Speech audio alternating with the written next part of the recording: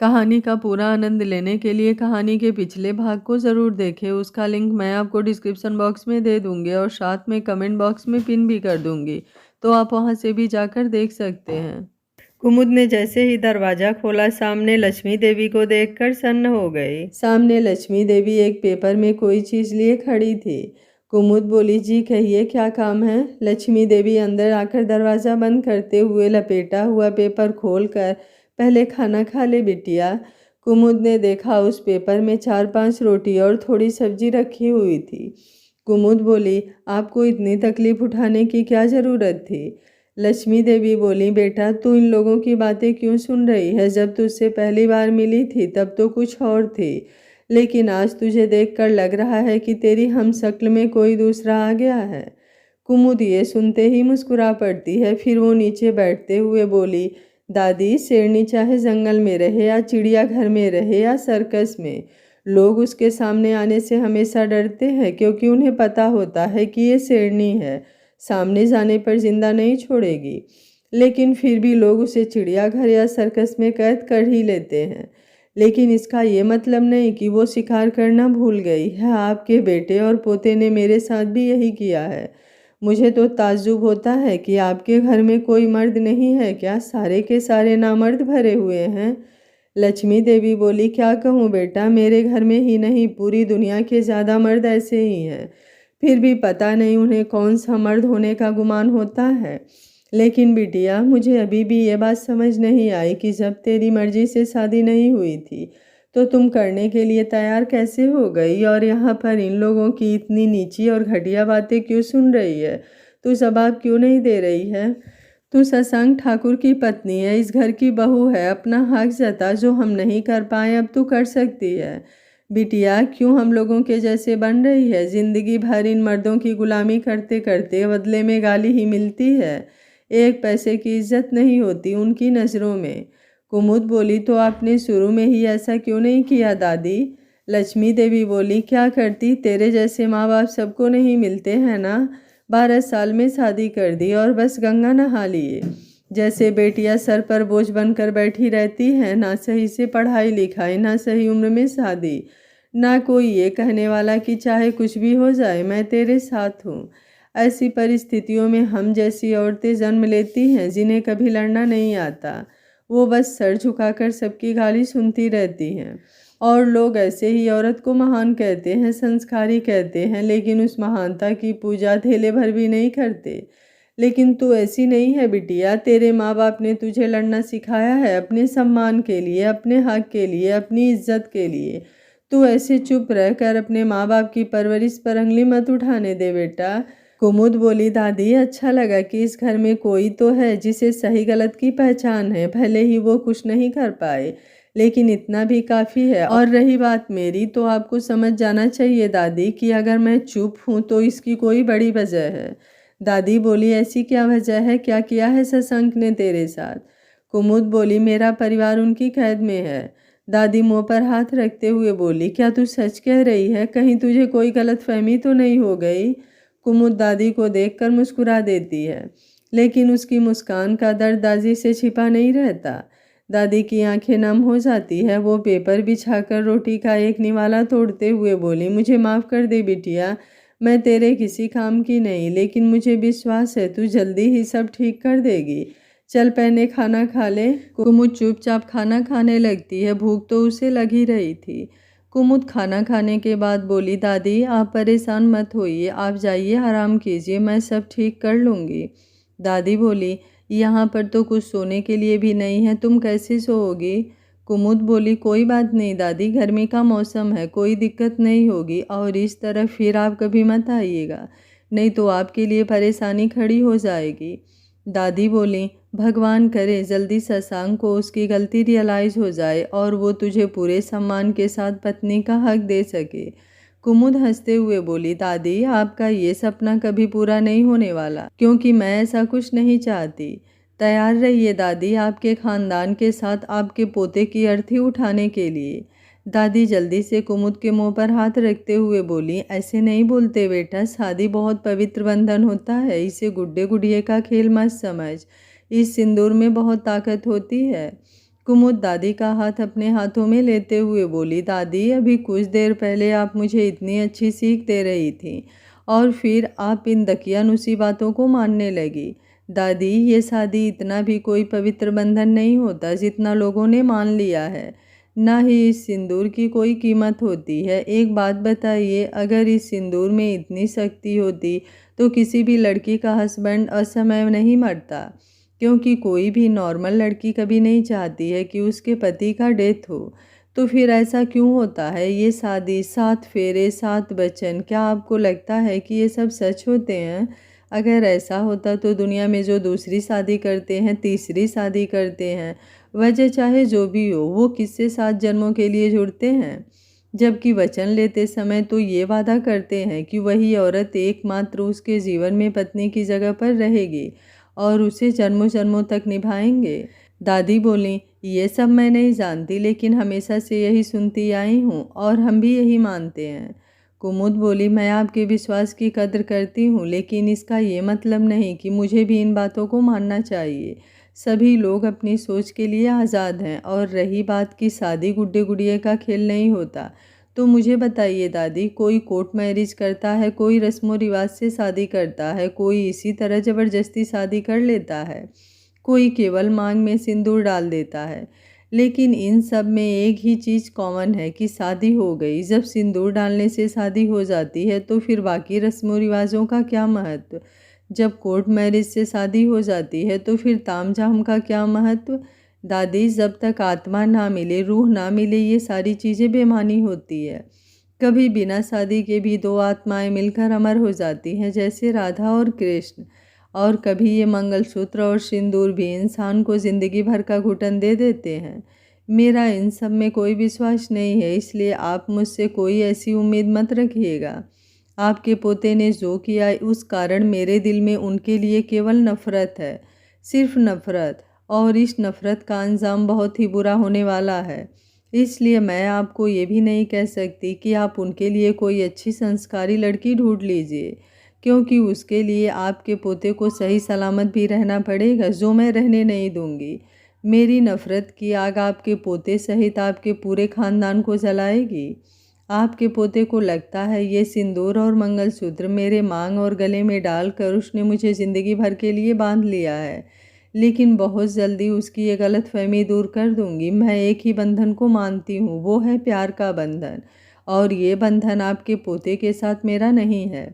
दादी बोली, मैं क्या कहूँ, तेरी बातें सुनकर मेरे पास कोई जवाब ही नहीं है, लेकिन फिर भी जाने क्यों इस दिल से एक ही दुआ निकल रही है कि तुम और शशांक हमेशा साथ रहो। कुमुद बोली, दादी अब आप जाइए यहाँ से, मेरी चिंता मत कीजिए। दादी वहाँ से चली जाती हैं। कुमुद दरवाज़ा बंद कर फिर से फर्श पर लेट जाती है। आज पूरे दिन की बातें फिर से उसके दिमाग में चलने लगती है और सोचते सोचते गहरी नींद में सो जाती है। दादी बाहर निकलकर भगवान के मंदिर में आती हैं। वो हाथ जोड़ते हुए बोली, हे भगवान, पहली बार तो मेरे घर में एक सही लड़की भेजी है। कुछ ऐसा कर कि वो मेरे घर में हमेशा के लिए रह जाए, लेकिन उसके साथ उसे प्यार भी मिले और सम्मान भी। कुमुद के कमरे से दादी के जाते ही वहीं दीवार के पास छुपा हुआ एक साया बाहर निकलता है। वो धीरे धीरे कदम बढ़ाता हुआ अपने कमरे में आता है। ये शशांक था। उसके कानों में कुछ देर पहले दादी से कहती हुई कुमुद की बातें कानों में गूंज रही थी। वो वहीं फर्श पर लेट गया, अपने मोबाइल में कुमुद की तस्वीर देखते हुए बोला, जान, क्या कभी माफ़ नहीं करेंगी आप? क्या इतनी नफ़रत करती हैं आप हमसे? कहते हुए उसके आंखों से आंसू लुढ़कते हुए नीचे फर्श पर गिर पड़ते हैं। वो अपनी आंखें बंद कर मोबाइल सीने पर रखे कुमुद के बारे में सोचते सोचते गहरी नींद में सो जाता है। आज उसने भी खाना नहीं खाया था। उसने अपने जो आदमी सर्वेंट बनाकर अपनी हवेली में रखा था, उसे कुमुद पर नज़र रखने के लिए कहा था। उसी सर्वेंट ने फ़ोन करके बताया कि कुमुद बिना खाना खाए हुए अपने कमरे में चली गई है। इसलिए वो बाहर से ही खाना पैक करा कर ले आया था कुमुद को देने। तब तक देखा कि दादी कुमुद के कमरे की तरफ जा रही हैं, इसलिए वो वहीं पर छुप गया। सुलोचना जी के कमरे में सुलोचना जी बोली, सुनिए जी, ऐसी क्या बात हुई है कि शशांक ने इतनी जल्दी उस लड़की से शादी कर ली? सूर्यनारायण ठाकुर बोले, तुम्हें ये सब जानने की ज़रूरत नहीं है, अपने काम से काम रखो। सुलोचना जी बोली, देखिए जी, मुझे कुछ ठीक नहीं लग रहा, कहीं ऐसा ना हो हमारा बेटा हमसे बहुत दूर हो जाए। सूर्यनारायण ठाकुर बोले, ऐसा कभी नहीं होगा। सुलोचना ठाकुर चुपचाप सो जाती हैं। वो मन ही मन शशांक और कुमुद के बारे में सोचने लगती हैं। इधर अरुण गुस्से में करवटें बदल रहा था। वो खुद से बोला, शशांक तू मुझसे नहीं जीत सकता, दोनों लड़कियां मेरे हाथ से निकल गईं, लेकिन ये मैं होने नहीं दूंगा। मुझे बड़े पापा से वो चीज़ लेनी होगी। एक बार वो मेरे हाथ आ जाए, फिर सबको मैं अपने इशारों पर नचाऊंगा। अगले दिन कुमुद की नींद 5 बजे ही खुल गई थी। रात में नींद भी अच्छे से नहीं आई थी। वो कमरे से बाहर निकलकर गार्डन में घूम रही थी। शशांक अपनी बालकनी से उसे देख रहा था। कुमुद 1 घंटे बाद नहाने चली गई। नहाकर जैसे ही अपने कमरे में आई, एक सर्वेंट उसे बुलाने आया। कुमुद उसके साथ हवेली के अंदर आई। शैलजा ठाकुर चिल्लाते हुए बोली, खुद को महारानी समझ रही हो क्या, जो अभी तक सो रही थी? यहाँ का काम कौन करेगा? तेरे बाप ने नौकर नहीं भेजे हैं? कुसुम शैलजा ठाकुर की तरफ जलती नज़रों से देखते हुए एकाएक आगे बढ़कर उसका गला पकड़ लेती है। फिर बेहद ही सख्त आवाज़ में, आइंदा से अपना ज़बान कंट्रोल में रखना। अगर भूल से भी मेरे माँ बाप पर जाने की कोशिश की तो ये गर्दन मरोड़ते मुझे देर नहीं लगेगी, कहते हुए उसे पीछे की तरफ ढकेलते हुए छोड़ देती है, जिससे वो नीचे फर्श पर गिरते हुए अपना गला पकड़कर जोर जोर से खींचने लगती है। अरुण जल्दी से आते हुए बोला, तुम्हारी ये हिम्मत कि मेरी माँ पर हाथ उठाई? रुक, तुझे तेरी औकात याद दिलाता हूँ, कहते हुए वो कुमुद को मारने के लिए हाथ उठाता है। शशांक उसी वक्त सीढ़ियों से नीचे आ रहा था। ये देख, वो जोर से चिल्लाता है, अरुण! लेकिन उससे पहले ही कुमुद उसका हाथ पकड़कर मरोड़ चुकी थी। वो जोर जोर से चिल्ला रहा था। बाकी सारे लोग कुमुद को इतने गुस्से में देख थोड़ी देर के लिए काम गए। वीर ठाकुर बोले, शशांक अपनी बीबी को कंट्रोल कर, नहीं तो तुझे पता है ना हम कैसे कंट्रोल करेंगे। ये सुनते ही शशांक गुस्से से अपनी मुट्ठियां भींच लेता है। वो कुमुद की तरफ बढ़ते हुए, कुमुद, अरुण का हाथ छोड़िए। कुमुद गुस्से भरी नज़रों से शशांक को देखते हुए, तेरे बाप की गुलाम नहीं हूँ जो तेरा ऑर्डर फॉलो करूँ। शशांक थोड़ा गुस्से से बोला, आप भूल रही हैं कि अगर मेरी बात नहीं मानी तो मैं क्या कर सकता हूँ। कुमुद अरुण का हाथ छोड़ देती है। विजय ठाकुर आकर उसे संभालने लगते हैं। सूर्यनारायण ठाकुर आगे आते हुए बोले, बहुत पंख फड़फड़ा रहे हैं तेरे, हमारी हवेली में ही आकर हमें आंख दिखा रही है। शशांक बोला, जाकर नाश्ता बनाइए। कुमुद किचन की तरफ बढ़ जाती है। शशांक सूर्यनारायण ठाकुर को घूरते हुए, अपनी एक एक बात याद रखिएगा, जिस दिन वक्त बदला उस दिन पछताने का भी मौका नहीं दूंगा, कहते हुए घर से बाहर निकल जाता है। वीर ठाकुर बोले, सूर्यनारायण, मुझे शशांक का बिहेव कुछ सही नहीं लग रहा है, कहीं उसका गुस्सा सब कुछ बर्बाद ना कर दे। सुलोचना जी बोली, सुनिए जी, मैं तो कह रही हूँ ये सब बदला अपमान सब भूल जाते हैं। अगर सच कहें तो वो लड़की इतनी भी गलत नहीं है। आखिर जो भी हुआ उसकी शुरुआत तो हमारे घर से ही हुई थी।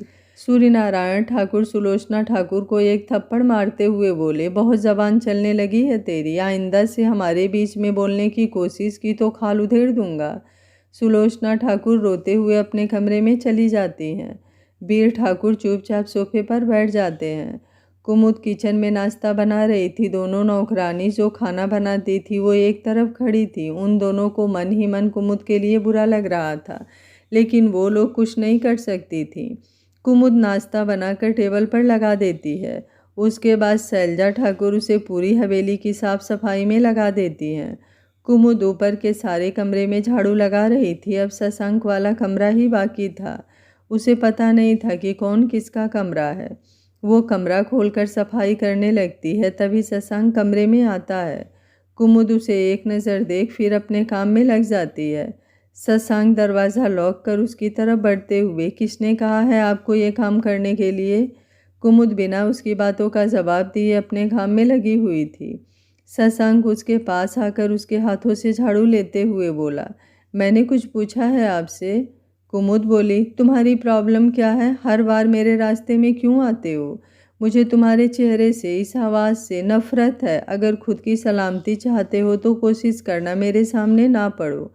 शशांक बोला, ऐसा है क्या? तब तो आदत डाल लीजिए इस चेहरे को देखने की। आज से आप मेरे कमरे में रहेंगी, कहते हुए तेज आवाज़ लगाता है। सोहन। उसकी आवाज़ सुन सारे लोगों का ध्यान ऊपर की तरफ चला जाता है। सोहन जो घर का नौकर था जिसे शशांक ने रखा था, वो दौड़ते हुए शशांक के कमरे में आता है। शशांक दरवाज़ा खोलते हुए, जाकर अपनी मालकिन का सामान लाकर मेरे कमरे में रखो। सोहन दौड़ते हुए नीचे चला जाता है। कुमुद बोली, तुम्हें देखकर तो गिरगिट भी शर्मा जाए। क्या रंग बदलते हो यार, लेकिन बकरे की अम्मा कब तक खैर मनाएगी, कहते हुए वो झाड़ू उठाकर सफाई करने लगती है। शशांक उसके हाथ से झाड़ू छीनते हुए उसकी कलाई पकड़कर बाहर लाता है। कुमुद अपनी कलाई छुड़ाने की कोशिश कर रही थी, लेकिन शशांक की पकड़ मजबूत थी। वो उसे खींचते हुए नीचे हाल में लेकर आता है। फिर सबकी तरफ देखते हुए, किसने कहा था मेरी बीवी को सफाई करने के लिए? ये सुनते ही शैलजा ठाकुर बोली, सफाई करने के लिए मैंने कहा था, क्योंकि नौकरानी का काम यही होता है। शशांक गुस्से से एक थप्पड़ खींचकर शैलजा ठाकुर को मारते हुए बोला, मेरे सामने सोच समझकर बोला करो। आइंदा से किसी ने मेरी बीवी से बदतमीजी करने की कोशिश की तो उसका वो हाल करूँगा कि उसकी रूह तक कांप जाए। फिर मैं ये नहीं देखूंगा कि सामने खड़ा इंसान मेरा रिश्तेदार है या मर्द है या औरत। शैलजा ठाकुर को तो कुछ समझ ही नहीं आ रहा था। आज सुबह सुबह कुमुद ने उसका गला दबाने की कोशिश की थी और अब शशांक का ये थप्पड़, उसके तो जैसे कान सुन्न हो गए थे। अरुण गुस्से में आगे बढ़ते हुए बोला, शशांक, लगता है बड़े पापा की बातें भूल गए। मैं अभी बड़े पापा को फ़ोन करके बताता हूँ, वही तुम्हारी औकात तुम्हें अच्छे से याद दिलाएंगे। शशांक अपने कमर से बेल्ट निकालते हुए, चल लगा कॉल, मैं भी तो देखूं कौन मेरा क्या बिगाड़ लेता है, कहते हुए अरुण के ऊपर बेल्ट बरसाने लगता है। विजय ठाकुर बचाने के लिए दौड़ते हैं, लेकिन बचाने के चक्कर में उन्हें भी एक दो बेल्ट लग जाता है। कुमुद चुपचाप ये सारा तमाशा देख रही थी। उसे कुछ समझ नहीं आ रहा था। शशांक का ये बदला रूप उसे और हैरान कर रहा था। वीर ठाकुर जो आज तक किसी से नहीं डरते थे, आज शशांक का ये रूप देखकर डर के मारे कांप रहे थे। लक्ष्मी देवी कुमुद के पास आकर खड़ी हो गई। उनके होठों पर मुस्कान थी। अरुण बेहोशी की हालत में चला गया था, लेकिन शशांक कभी भी नहीं रुक रहा था। सारे नौकर एक तरफ खड़े थे, किसी की हिम्मत नहीं हो रही थी शशांक को रोकने की। आखिर में शैलजा ठाकुर किसी तरह खुद को संभालते हुए जल्दी से जाकर शशांक का पैर पकड़ लेती हैं। शशांक गुस्से से बेल्ट एक तरफ फेंकते हुए अपने पैरों को झटक देता है। फिर वो सबकी तरफ देखते हुए बोला, आज के लिए तमाशा काफ़ी हो गया है। उम्मीद है मेरी बात अच्छे से समझ में आ गई होगी। सभी डर के मारे हाँ में सिर हिला देते हैं। शशांक अपने दादा की तरफ बढ़ते हुए बोला, ये शशांक ठाकुर किसी बुजुर्ग या औरत का तब तक ही लिहाज करता है जब तक उसके बर्दाश्त की हद होती है। उम्मीद है आगे से मुझे शिकायत का मौका नहीं मिलेगा। वीर ठाकुर की आवाज़ ही नहीं निकली। शशांक कुमुद की तरफ बढ़ते हुए, आगे से अगर मुझे कोई भी काम करते हुए आप दिखें तो मुझसे बुरा कोई नहीं होगा, ये बात अच्छे से दिमाग में बैठा लीजिए। कुमुद बिना कुछ कहे उसकी आंखों में देखे जा रही थी। आज उसे कुछ अलग सा महसूस हो रहा था। शशांक उसका हाथ पकड़कर ऊपर अपने कमरे की तरफ चला जाता है। कुमुद चुपचाप उसके साथ खींची चली जा रही थी। शशांक उसे बेड पर बैठाकर ड्राइवर से एक क्रीम निकालता है और उसकी कलाई पकड़कर उसके हाथों में वो क्रीम लगाने लगता है। कुमुद को कुछ समझ ही नहीं आ रहा था। उसका दिमाग इस वक्त ब्लैंक हो चुका था। शशांक क्रीम लगाने के बाद बाहर आकर सोहन को नाश्ता लाने के लिए कहता है। सोहन जल्दी से जाकर नाश्ता लेकर आता है जो कुमुद ने बनाया था। शशांक टेबल पर नाश्ता रखते हुए बोला, चलिए नाश्ता कर लीजिए। कुमुद एकाएक जैसे सेंस में आती है। वो उठकर खड़े होते हुए, क्या चल रहा है आपके दिमाग में, क्या चाहते हैं अब आप? शशांक कुमुद की आंखों में देखते हुए, आप सच में जानना चाहते हैं कि मैं क्या चाहता हूँ? कुमुद बोली, अगर कुछ भी दिमाग में घटिया चल रहा है तो उसे जल्दी से बको, मेरे पास फालतू का वक्त नहीं है। शशांक बोला, आप हर बार मुझे गलत ही क्यों समझती हैं? कुमुद बोली, मैं समझती नहीं बल्कि मैं जानती हूँ। एक कहावत सुनी है कभी, first impression is last impression. इसलिए किस्सों, कहानियों और ख्यालों की दुनिया से बाहर निकलो। हकीकत उन सब से बहुत अलग होती है और ख़ासकर मेरे लिए तुम्हारे जितने भी रूप मैंने अब तक देखे हैं उससे केवल नफ़रत होती है और मेरे नफ़रत में कोई मिलावट नहीं। इतने समझदार तुम हो कि समझ सको कि मेरे रास्ते तुम्हारे रास्तों से कभी नहीं मिलेंगे। कहते हुए वो कमरे से निकल जाती है। शशांक कुछ पल के लिए अपनी आंखें बंद कर लेता है। उसे ये तो पता था कि कुमुद उससे नफ़रत करती है, लेकिन इस हद तक उसे कभी अंदाज़ा भी नहीं था। वो एक नज़र दरवाजे की तरफ देखते हुए, लेकिन जो भी हो रास्ते तो हमारे मिलेंगे, मैं कोशिश करना नहीं छोड़ सकता। अब सारी बाजी मेरे हाथ में है। अगर मैं चाहूँ तो अभी आपको सच बता सकता हूँ, लेकिन मुझे ये भी पता है कि सच बताते ही आप यहाँ से चली जाएंगी। अगर मुझे आपके दिल में जगह बनानी है तो अपने साथ रखना ही होगा। मैं ये साबित करके रहूँगा कि फर्स्ट इम्प्रेशन लास्ट इम्प्रेशन नहीं होता। कभी कभी हम गलत नहीं होते हुए भी गलत हो जाते हैं। शशांक कॉल करके अनुज से बात करता है। अनुज बोला, कैसा लगा झटका? काश इस समय मैं होता वहाँ। शशांक बोला, असली झटका तो अब लगेगा। कुछ देर में जब उनके पास न्यूज़ पहुँचेगी तब देखता हूँ क्या रिएक्शन होता है। वहाँ सब ठीक है ना? अनुज बोला, हाँ, डॉक्टर ने कहा है कि जल्दी ही अंकल को होश आ सकता है। शशांक बोला, और बाकी सब? अनुज बोला, सब ठीक है, लेकिन दोनों थोड़ी भाभी की चिंता कर रही हैं।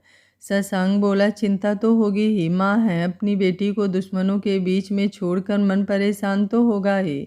अनुज बोला, भाभी को सच बताया? शशांक बोला, अभी जब तक उनकी नाराज़गी दूर नहीं हो जाती मैं कोई सच नहीं बता सकता। मैं चाहता हूँ कि वो मुझे मेरी गलतियों के साथ मुझे एक्सेप्ट करें। वो खुद समझे कि मैं इतना गलत नहीं हूँ जितना वो सोचती हैं। उन्हें ये महसूस हो कि मैं उन्हें कितना प्यार करता हूँ, उनका दिल मेरे दिल के साथ धड़के। अनुज बोला, बस बस 21वीं सदी के आशिक, मुझे पता है तुम भाभी का दिल जरूर जीत लोगे। दोनों कुछ देर और बातें करने के बाद कॉल रख देते हैं। कुमुद अपने क्वार्टर वाले रूम में आकर बैठी हुई कल से लेकर आज तक की शशांक की एक एक बात को सोच रही थी। वो शायद खुद में ही उलझ गई थी, लेकिन शशांक उसके दिल और दिमाग में बसने लगा था।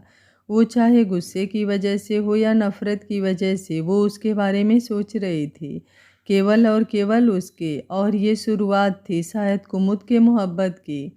नीचे आज जो कुछ भी हुआ वो सबके दिलो दिमाग से जा नहीं रहा था। लक्ष्मी देवी भगवान के मंदिर में बैठे भगवान का शुक्रिया अदा कर रही थी।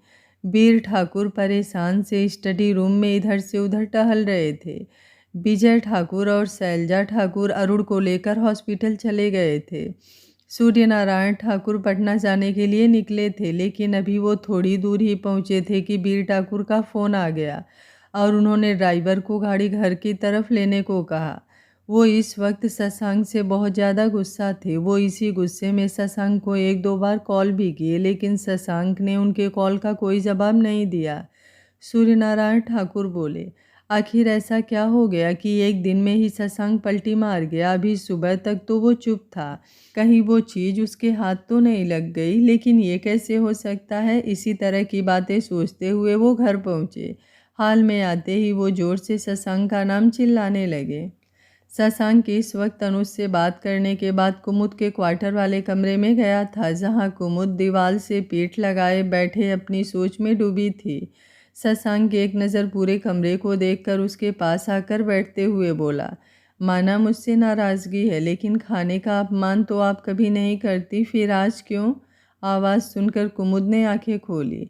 बिल्कुल अपने पास शशांक को देखकर वो थोड़ी हड़बड़ा गई, लेकिन जल्दी ही नॉर्मल होते हुए बोली, सही कहा आपने, लेकिन मुझे समझ नहीं आ रहा, कल आपको एक बार भी याद नहीं आया कि मैंने खाना खाया है या नहीं, और आज सुबह से ही खाना लेकर मेरे पीछे पड़ गए हैं। ज़िंदगी में पहली बार कंफ्यूज हुई हूँ, लेकिन आप चिंता मत कीजिए, मैं अपनी उलझन खुद सुलझा लूँगी। और रही बात खाने की, तो जब भूख लगेगी तो खुद खा लूँगी।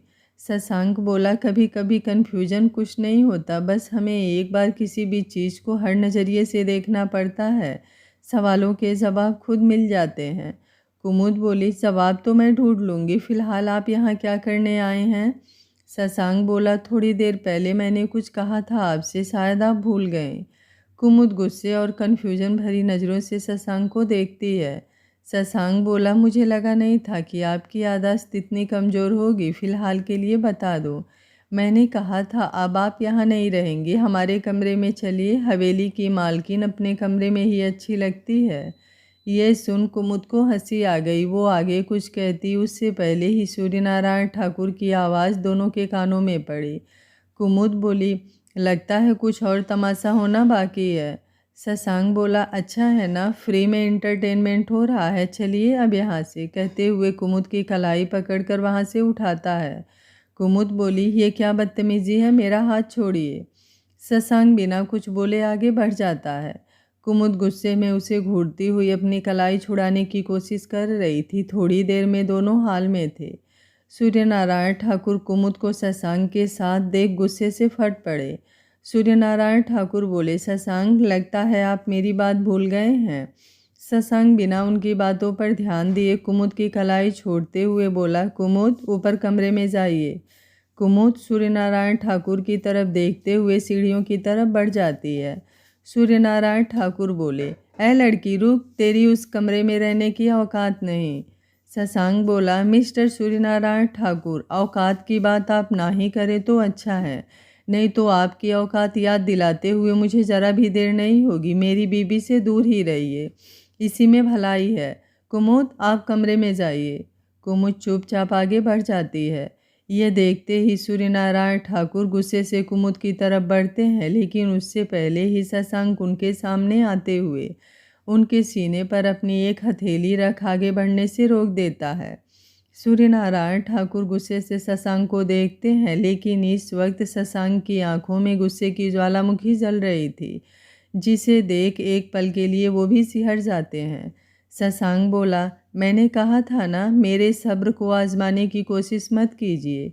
ये शशांक ठाकुर केवल खुद की सुनता है, लेकिन पहली बार आपकी वजह से मैं थोड़ा मजबूर हुआ, लेकिन इसका ये मतलब नहीं कि मैं हमेशा के लिए मजबूर हो गया था। वीर ठाकुर और सुलोचना ठाकुर एक तरफ खड़े थे, लक्ष्मी देवी एक तरफ खड़ी थी। ये सब देखकर मुस्कुरा रही थी। सूर्यनारायण ठाकुर बोले, ये आप ठीक नहीं कर रहे हैं शशांक, आपको अच्छे से पता है मैं क्या कर सकता हूँ। जिस लड़की के लिए अपने बाप से तमीज़ से पेश आना भूल रहे हैं, उस लड़की की इज्जत पल में उधेड़ सकता हूँ। ये सुनते ही शशांक अपनी एक हथेली से उनके जबड़े को जोर से पकड़ते हुए, फिर से ये घटिया बातें की ना तो सारे लिहाज भूल कर पूरा जबान हलक से खींच लूँगा। ये देख वीर ठाकुर डर के मारे कांपने लगते हैं। सूर्यनारायण ठाकुर दर्द और जिल्लत की वजह से चिल्ला उठते हैं, लेकिन मुँह से आवाज़ नहीं निकल रही थी। शशांक उन्हें एक तरफ सोफे पर धकेलते हुए, मेरी बीबी मेरी ज़िंदगी है और मेरा गुरूर भी, उसकी तरफ अपनी गंदी नज़र उठाकर बहुत बड़ी भूल कर दी है, जिसकी इतनी भयानक सज़ा दूंगा कि आज के बाद कोई भी बाप अपने बेटे के साथ ऐसा करने से पहले 1000 बार सोचेगा। वैसे तो दुनिया में पहला बाप होगा जो अपने ही बच्चों की खुशियाँ निगल गया। बाप तो वो होता है जो अपने बच्चों की खुशियों के लिए खुद को कुर्बान कर देता है, लेकिन आपने तो इस रिश्ते को ही कलंकित कर दिया। और शशांक ठाकुर के दिल में ऐसे रिश्तों के लिए कोई जगह नहीं होती। ये सुनते ही सुलोचना ठाकुर हैरान हो गई। लक्ष्मी देवी को हैरानी तो हुई, लेकिन उन्हें अंदाज़ा था कि सूर्यनारायण जरूर ऐसा कर सकता है। आखिर जैसा भी था उनका बेटा था और वो उसकी हर फितरत को पहचानती थी। वीर ठाकुर चुपचाप सर झुकाकर एक तरफ खड़े थे। शशांक सूर्यनारायण ठाकुर के चेहरे पर अपनी जलती नज़र डालते हुए बोला, आपके जैसे माँ बाप होने से अच्छा है बच्चे अनाथ पैदा हों। लोग कहते हैं कि माँ बाप का कर्ज नहीं उतारा जाता, लेकिन अगर माँ बाप आपके जैसे हों तो कर्ज उतारना तो दूर, उनसे रिश्ता रखना भी पाप का भागी बनता है। और मैं अब तक बहुत पाप कर चुका हूँ। इस रिश्ते के लिए जाने कितने लोगों के साथ गलत कर चुका हूँ, लेकिन अब नहीं। लक्ष्मी देवी शशांक के पास आते हुए बोली, शशांक, इसने ऐसा क्या किया है? शशांक बोला, छोड़िए ना दादी, बर्दाश्त नहीं कर पाएंगी। दादी बोली, आज तक तो बर्दाश्त ही करती आ रही हूँ और मैं जानती हूँ कि ये लोग कितने नीचे तक गिर सकते हैं। तू बता, आखिर इसने ऐसा क्या किया है? शशांक एक नज़र चारों तरफ देखता है। सारे नौकर वहीं पर खड़े थे। ये देख शशांक अपनी आंखें बंद करते हुए बोला, अभी ये ज़रूरी नहीं, ज़रूरी है एक बात सब अच्छे से कान खोल कर सुन लो। आज के बाद इस हवेली में किसी ने भी कुमुद के साथ कुछ भी बदतमीजी करने की कोशिश की, फिर वो अपनी ज़िंदगी की आखिरी दिन गिनने के लिए तैयार रहे। सूर्यनारायण ठाकुर बोले, ये हवेली मेरी है और यहाँ पर वही होगा जो मैं चाहूँगा। बहुत घमंड है ना अपनी बीवी पर, इसलिए उस 2 टके की लड़की को लो और यहाँ से निकलो। आज के बाद मैं भूल गया कि मेरा एक बेटा है, तू मेरे लिए मर गया है और अब देखना सूर्यनारायण ठाकुर तेरे साथ क्या करता है। कहीं मुँह दिखाने के काबिल नहीं छोड़ूंगा। शशांक मुस्कुराते हुए बोला, बिल्कुल, जो कर सकता है कर ले, मैं भी तो देखूं कितनी पावर है आपके पास। और रही बात इस हवेली से जाने की, तो एक बार पता कर लो कि ये हवेली है किसके नाम। सूर्यनारायण ठाकुर बोले, क्या मतलब है तुम्हारा? शशांक बोला, मैं हर बात का मतलब बताने यहाँ नहीं बैठा हूँ। सुबह से बहुत दिमाग खराब कर दिया है तुम लोगों ने, इसलिए बोरिया बिस्तर समेटो और निकलो इस हवेली से। नहीं तो इस हवेली में रहना है तो जो कल मेरी बीबी के साथ किया वो सब अब तुम लोगों के साथ होगा। शशांक सभी नौकरों की तरफ देखते हुए बोला, आज के बाद तुम लोग केवल कुमुद और दादी का आर्डर फॉलो करोगे, बाकी किसी का आर्डर फॉलो किया तो अब यहाँ से अपना काम छोड़कर जा सकते हो। सारे नौकर भी शशांक की बात सुनकर अपने काम में लग गए। आखिर वो लोग भी इन लोगों की दादागिरी की वजह से बहुत बार बेइज्जत हुए थे, लेकिन उन लोगों को अभी तक ये समझ नहीं आ रहा था कि शशांक अपने ही परिवार के खिलाफ कैसे चला गया। उसमें से जो कुछ 2-4 लेडीज नौकरानी थी, उन लोगों को तो बात बनाने का एक टॉपिक मिल गया था। वे लोग अपना काम करते हुए खुसुर फुसुर कर रहे थे। एक औरत बोली, आज तक इस घर के मर्दों ने औरतों को पाँव की जूती समझा और ये शशांक ठाकुर अपने जोरू का गुलाम ही बन गया है। दूसरी औरत बोली, सही कह रही हो, आज की आई लड़की के लिए अपने माँ बाप के साथ कैसे व्यवहार कर रहा है। इसी तरह की कुछ बातें वो लोग करने लगे, लेकिन इससे किसी को कोई फर्क नहीं पड़ने वाला था, क्योंकि शशांक वहाँ से अपने कमरे की तरफ बढ़ चुका था। दादी भी उसके साथ उसके कमरे में आ गई थी। सुलोचना ठाकुर बेटे और पति के बीच फंसी वहीं पर खड़ी थी। वीर ठाकुर सूर्यनारायण ठाकुर के पास आते हुए बोले, तूने तो कहा था कि हम जो चाहेंगे वही होगा, फिर शशांक इस तरह बेलगाम कैसे हो गया? सूर्यनारायण ठाकुर बोले, गुस्से में बेलगाम हो गया है तो मुझे लगाम कसना भी आता है। कहते हुए वो अपना मोबाइल निकालकर कुछ देखने लगते हैं, लेकिन थोड़ी देर में ही उनके चेहरे पर परेशानी की रेखाएं उभरने लगती है जो वीर ठाकुर से छुपी नहीं थी। वीर ठाकुर उसका हाथ पकड़कर उठाते हुए, चल स्टडी रूम में, यहाँ पर सारे लोग हमें देख रहे हैं। सूर्यनारायण ठाकुर हाँ में सिर हिलाते हुए उनके साथ स्टडी रूम में आ जाते हैं। सूर्यनारायण ठाकुर परेशानी से वीर ठाकुर को देखते हुए बोले, बाबूजी, मेरे मोबाइल से वो वीडियो डिलीट है, ये कैसे हो सकता है? वीर ठाकुर बोले, ये क्या कह रहा है तू? तेरा मोबाइल तो तेरे पास ही था और इतना महंगा मोबाइल है। तूने बताया था कि इस मोबाइल में इतने सारे लॉक हैं कि इसे कोई भी नहीं खोल सकता। सूर्यनारायण ठाकुर बोले, यही तो मैं भी सोच रहा हूँ, इसलिए ये शशांक कितना उछल रहा है। लेकिन सच में बाबूजी, अगर वो वीडियो हमारे पास नहीं हुई तो ये बहुत बुरा होगा। शशांक हम लोगों को छोड़ेगा नहीं। वीर ठाकुर अपने सर पर हाथ रखते हुए सोफे पर बैठ जाते हैं। सूर्यनारायण ठाकुर बोला, 1 मिनट बाबूजी, मैंने ये वीडियो अपने लैपटॉप में भी सेव करके रखी थी। कहते हुए वो गाड़ी में से अपने लैपटॉप लेकर आते हैं, लेकिन कुछ देर में फिर से उन्हें निराशा ही हाथ लगती है, क्योंकि लैपटॉप भी खाली था।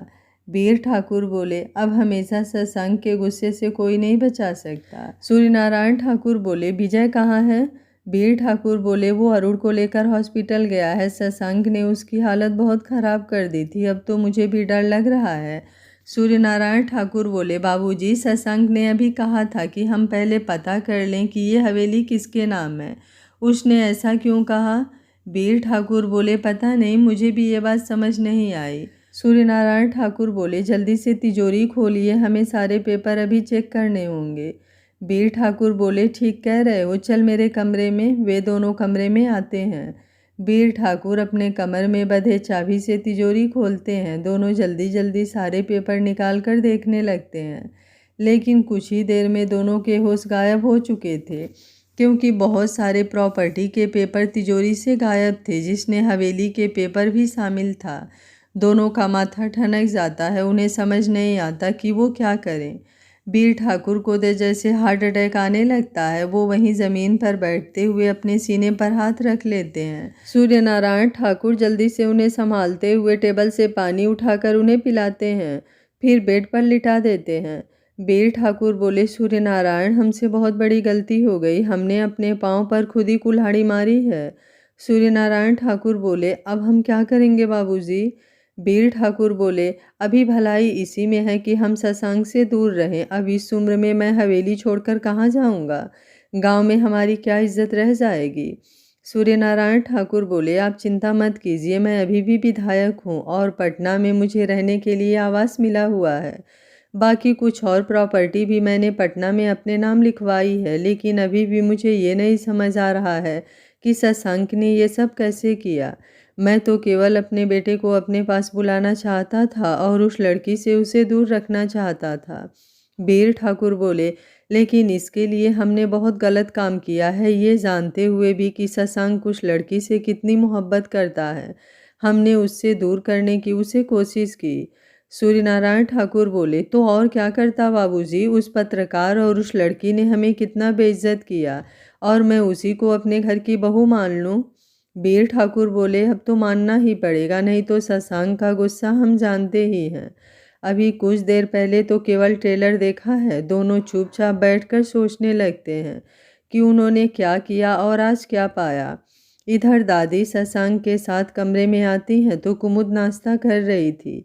दादी को देखते ही वो उठकर खड़ी हो जाती है। दादी बोली, अरे बिटिया, उठ क्यों गई? खाने पर से नहीं उठते। कुमुद मुस्कुराते हुए फिर से बैठकर खाने लगती है। शशांक दादी को इशारे से अभी कुछ भी पूछने से मना करता है। दादी भी समझ जाती हैं कि कुमुद के सामने कुछ पूछना सही नहीं रहेगा। वैसे कुमुद कमरे में आने के बाद भी नीचे से आ रही आवाज़ को सुन तो रही थी, लेकिन उसे उनकी फैमिली ड्रामे में कोई इंटरेस्ट नहीं था। इसलिए वो चुपचाप बैठकर नाश्ता करने लगी, जो शशांक पहले से ही कमरे में मंगवा कर रखा था। दादी बोली, शशांक, चल तू भी नाश्ता कर ले, तूने भी कल से कुछ नहीं खाया है। ये सुनते ही कुमुद का खाना गले में फंस जाता है। वो जोर जोर से खांसने लगती है। शशांक जल्दी से आकर उसकी पीठ थपथपाते हुए पानी पिलाता है। दादी बोली, लगता है कोई बहुत याद कर रहा है।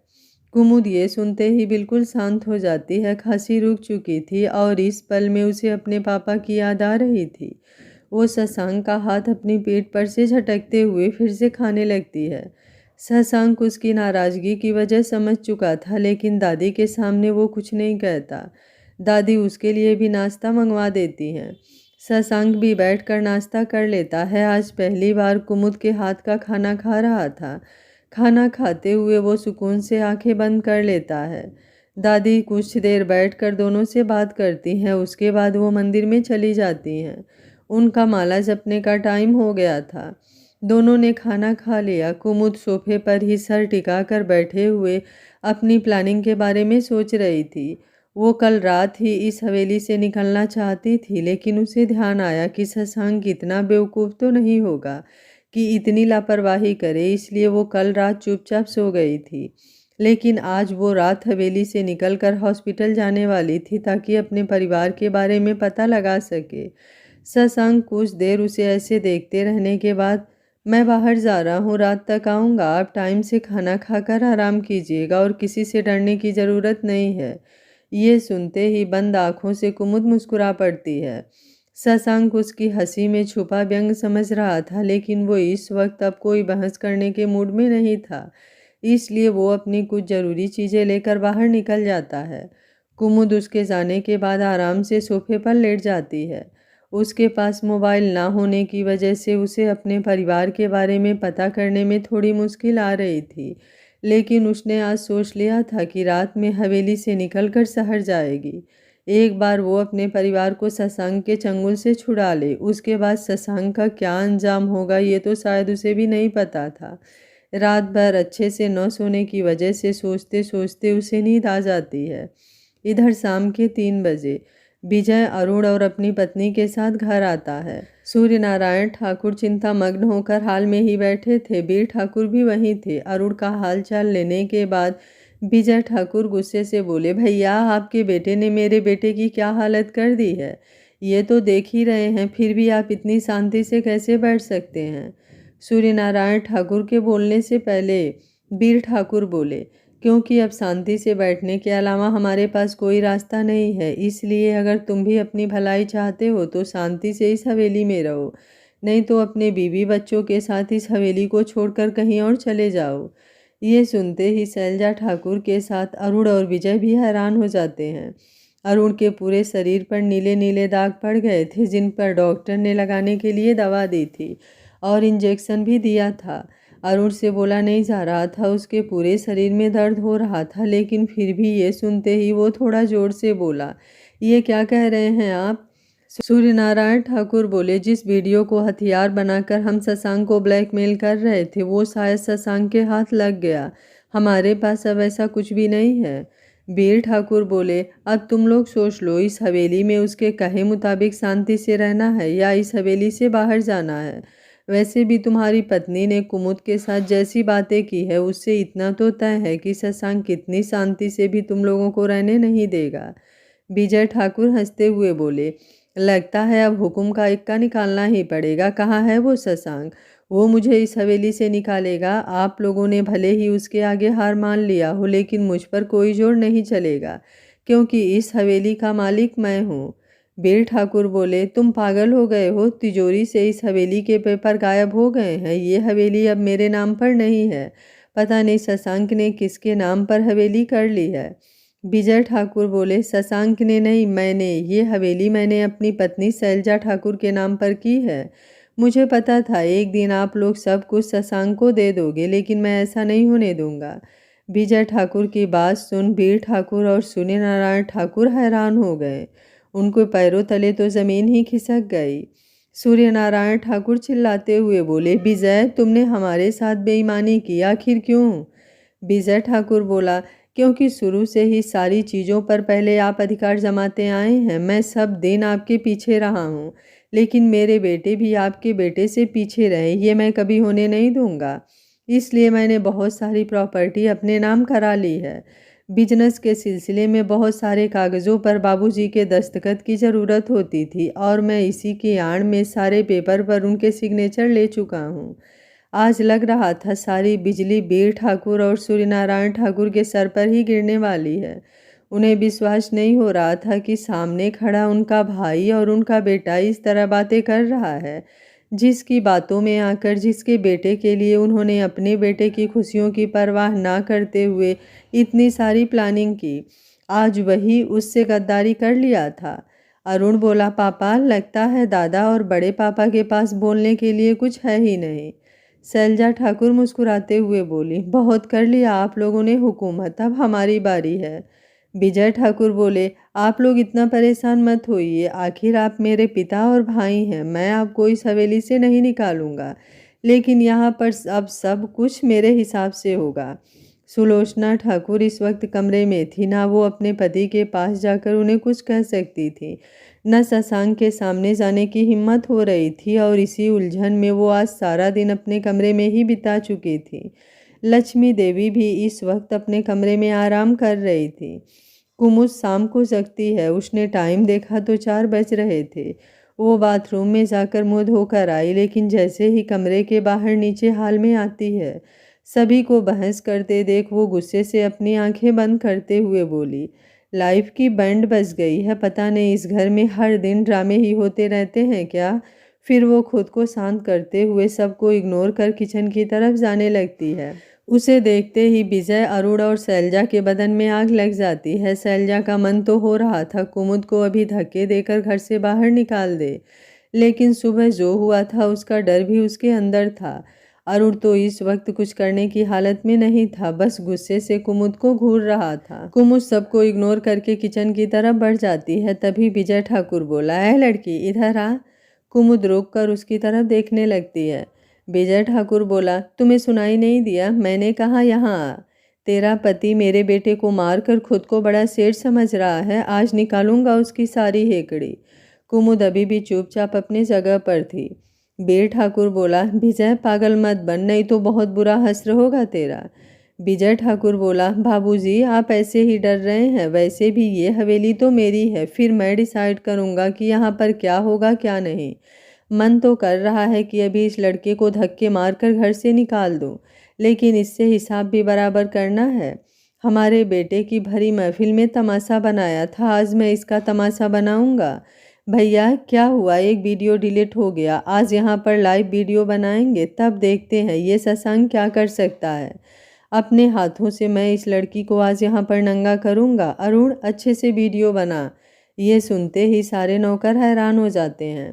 तभी लक्ष्मी देवी कमरे से बाहर आते हुए बोली, मुझे शर्म आती है कि तू मेरी कोख से पैदा हुआ है, माना खून अपना असर दिखाती है, लेकिन मेरे दूध का लाज ही रख लेता। विजय ठाकुर बोला, तुम औरतों के इमोशनली ड्रामे, लेकिन मैं मर्द हूँ, तुम औरतों की बात मानकर तुम्हारे पल्लू के पीछे नहीं छुपने वाला। आज इस लड़की को पता चलेगा कि इसकी असली औकात क्या है। कुमुद अभी भी घूरती नज़रों से विजय ठाकुर को देख रही थी। विजय ठाकुर उसकी तरफ बढ़ते हुए बोला, बहुत अकड़ है तुझमें और तेरे पति में, आज दोनों की अकड़ अपने कदमों तले रो दूंगा। कल का पार्ट बहुत ही इंटरेस्टिंग होने वाला है, तो देखना बिल्कुल मत भूलिएगा। क्या विजय ठाकुर कुमुद को उसकी औकात दिखा पाएगा या कुमुद की गुस्से रूपी ज्वालामुखी में जलकर खुद ही भस्म हो जाएगा? आगे क्या होगा कहानी में जानने के लिए देखते रहिए कहानी का अगला भाग। अगर आपको कहानी अच्छी लग रही है तो वीडियो को लाइक शेयर एंड चैनल को सब्सक्राइब कर लीजिएगा। Thank you for watching. मिलते हैं कहानी के अगले भाग में।